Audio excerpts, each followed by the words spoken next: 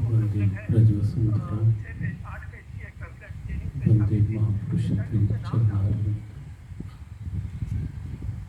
ब्रज की पावन धरा को नमन। श्रवण रिद्धि धाम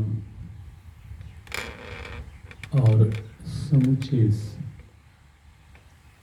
ब्रह्मांड घाट क्षेत्र प्यारे दुलारे श्री रमण बिहारी जी की इस पावन लीला स्थली क्रीड़ा स्थली को वंदन नमन।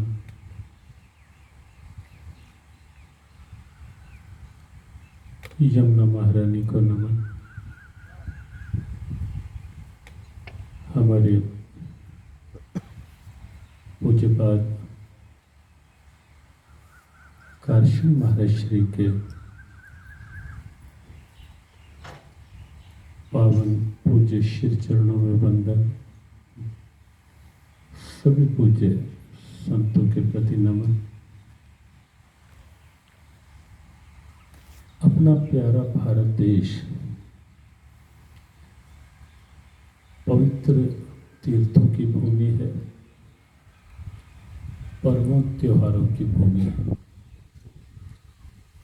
ऋषियों महर्षियों और तपस्वी संतों के त्याग और तप की धरा है।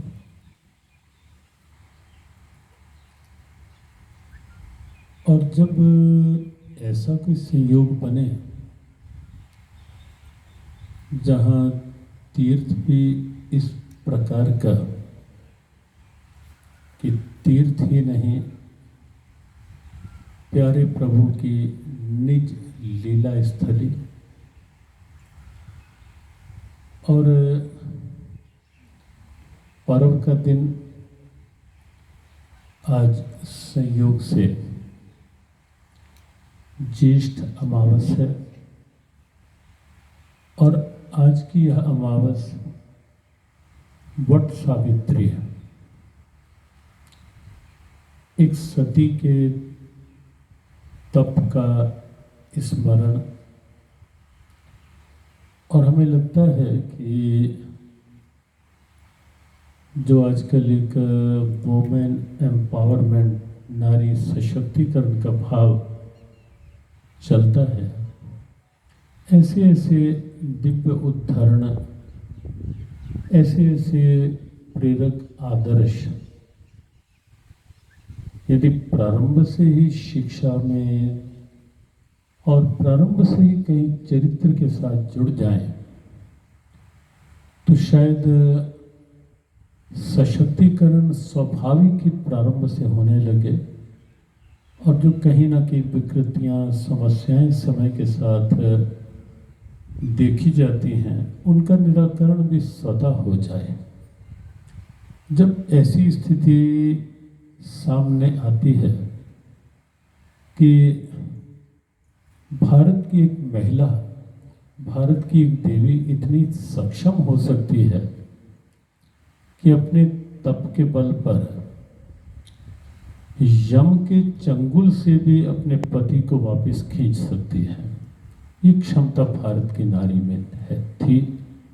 और यदि स्मरण बनाए रखें और प्रेरणा लेते रह पाए और ऐसे ऐसे आदर्श सामने रख पाए तो निश्चित और निस्संदेह वह शक्ति तो आज भी है ही।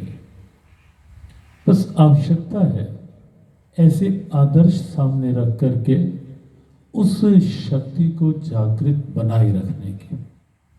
और वह तभी होगा जब वृत्तियां अत्र तत्र कहीं इधर उधर यहाँ तहाँ वहाँ विखंडित ना हो करके किसी एक लक्ष्य पर केंद्रित हो जाए। और लक्ष्य जहाँ भी जिसका हो, लक्ष्य अच्छा, भाव सच्चा, विश्वास पक्का, इस दृढ़ता के साथ जब वृत्तियां केंद्रित हो जाती हैं तो वह स्वाभाविक एक विल पावर के रूप में सामने आती है। और आज का दिन पर्व के रूप में उस दिव्यता का स्मरण करवाने का भी दिन है। और वट के नीचे उस देवी के द्वारा वह तप हुआ, और वह वट भी और यह दिन भी अमावस हर मास आती है, लेकिन कहीं कहीं कोई अमावस ऐसी प्रेरणा बन जाती है, क्योंकि सीधी स्पष्ट बात कि जो कुछ भी और जो कोई भी कहीं ना कहीं सत्य के साथ अपने को जोड़ता है, जुड़ता है, कहीं ना कहीं एक दिव्य संकल्प के साथ जुड़ता है, वह अपने आप में एक अमर प्रेरणा बन जाता है, शाश्वत प्रेरणा बन जाता है। और वह प्रेरणा काल की, स्थान की, समय की सीमाओं से अतीत एक शाश्वत सी प्रेरणा, क्योंकि सत्य शाश्वत है। और जो सत्य से जुड़ता है, सद्भावे साधुभावे च सदित्य तत्प्रयुज्यते और प्रशस्ते कर्मणि तथा सत्शब्द पार्थ युज्यते, वो स्वाभाविक उसी संज्ञा में आ जाता है। तो यहाँ हमारे प्यारे दुलारे ठाकुर की लीला स्थली, दिव्य तीर्थ कहें या प्रभु की अपनी लीला स्थली, ऐसे स्थान पर हम हैं। एक प्रेरक दिवस है वट सावित्री अमावस का, और पूज्य चरण महाराज श्री की पावन सन्निधि का लाभ, और ऐसे मांगलिक संयोग में सौभाग्य यमुना जी के निराजन का, यमुना जी की पवित्र आरती का, यह वास्तव में दिव्य और दुर्लभ संयोग है।